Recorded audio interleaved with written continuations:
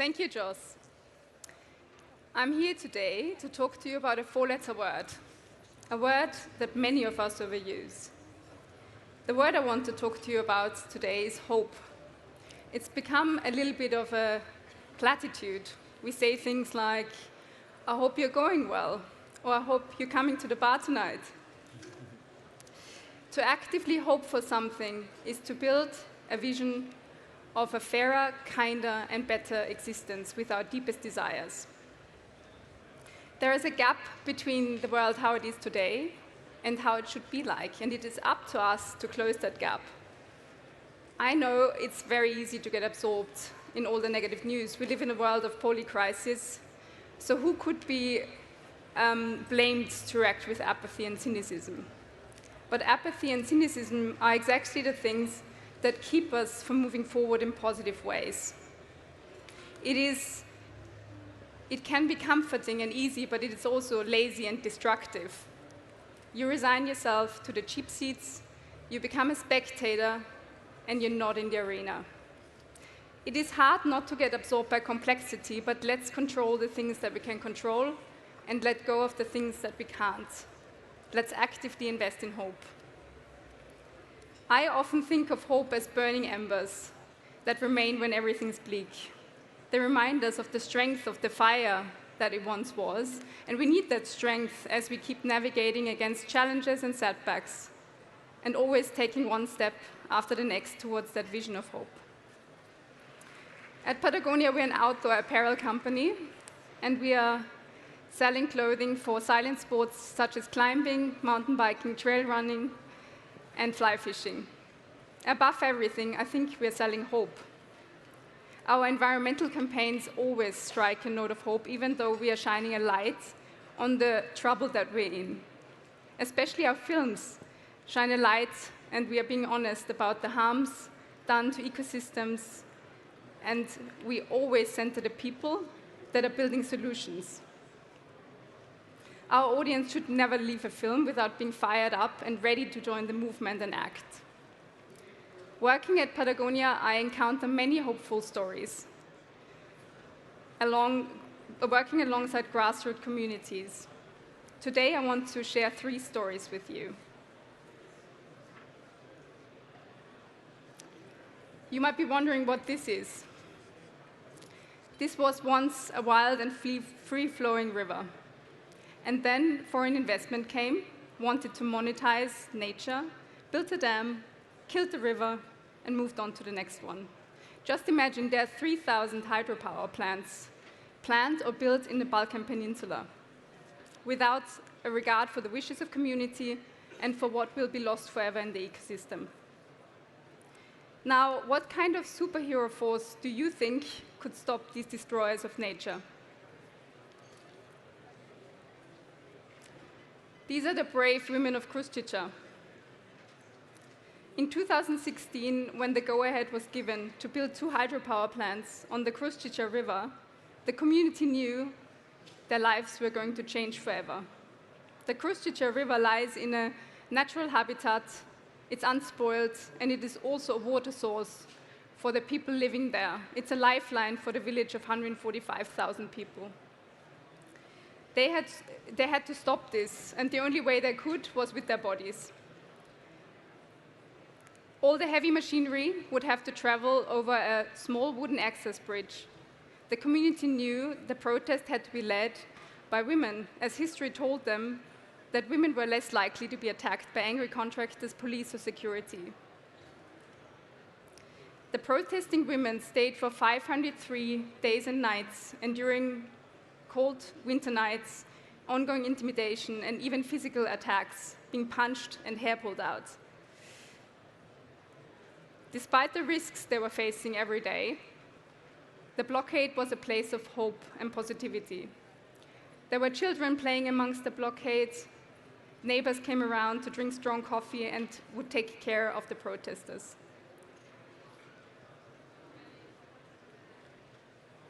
In 2017, the women of Kruščica were brought to an international audience with the film Blue Heart and the campaign Save the Blue Heart of Europe. That campaign is still alive today and is advocating for wild rivers. The women have become a beacon of hope all around Europe. In 2018, they won a court case, cancelling all permits for the dams. They went dancing and celebrating on the side of protest, and then returned to the lives they had put on pause for 503 days. 3 years later, one of the organizers of the protest, Maida Bilal, won one of the most prestigious environmental awards there is, the Goldman Prize of Europe. Today, Maida and her fellow campaigners is working with other small grassroots organizations, giving them hope and inspiring to keep going in their daily battles. Their story reminds me of hope, what hope can do every day. The women are a symbol of how hope can triumph every day. Now, this is Ramzi. He was born in Palestine 50 years ago, and he moved to Syria, became a tailor specializing in girls' clothing. When it was no longer safe for Ramzi to be in Damascus, him and his family escaped and set life up in Amsterdam. Newcomers to Europe face many challenges. It's hard to find a job, and it's even harder to feel like they belong. Back to Ramzi. He's got 5 kids, he wants to put food on the table and a roof over their head. Fast forward, he now has retrained in technical apparel repair and is putting his tailoring skills to good use at the United Repair Center in central Amsterdam. The United Repair Center works with brands like Decathlon, Patagonia, and Lululemon. It's providing repairs to customers, and it's providing training opportunities and jobs to people like Ramzi that have so much to offer. However, they are struggling for many reasons to find a job. Ramzi is now part of a new circular industry, and he's stitching together a quiet revolution one piece at a time. He's also changing the idea of consumption. For a very long time, he didn't have more than just hope at hand to get him to where he is today. Also for the United Repair Center, the path wasn't always straightforward. It required resilience and collaboration, and especially trying to do new things that have never been done before. It originated from a collaboration of the social enterprise Makers Unite, the Amsterdam Economic Board, and Patagonia. That group had a shared hope to create a one-stop scalable solution that had real social and environmental impact. The United Repair Center has recently opened the doors of the second repair center. It's in London. And the goal for both repair centers this year is 65,000 repairs. I just recently spoke to Tami today, and he shared with me that their goal was going to be 1 million in 5 years. Tami will be around to be pitching tomorrow, so if you're curious, come around and see him. There's so much power in first imagining where we have to go and then worrying about the path to get there. Tackling wrong turns with grace and humility, experimenting with new routes found, but never forgetting where we're headed. We need to find clarity in our vision of hope, because that's what's going to catapult us forward. We can do this as businesses, as activists, as sons, daughters, friends, and neighbors. So we have seen hope that has achieved this goal. We have seen hope that is actively working day by day.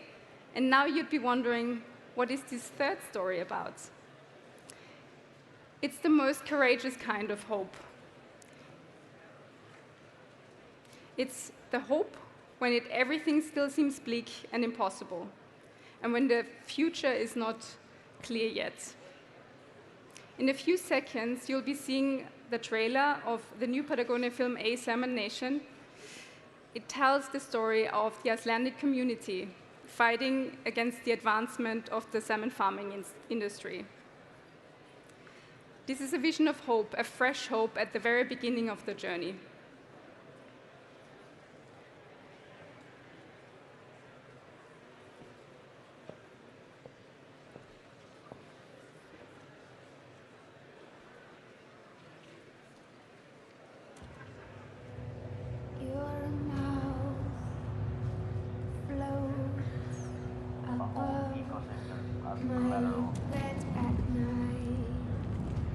For the last 10,000 years or so, we have had abundance of wild Atlantic salmon.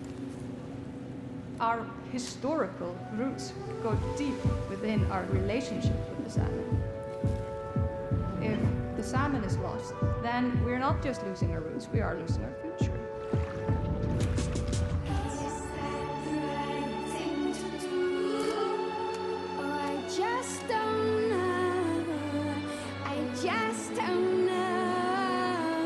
Open net farming in Icelandic fjords are something that the Icelandic nation is not going to tolerate anymore. I just don't know.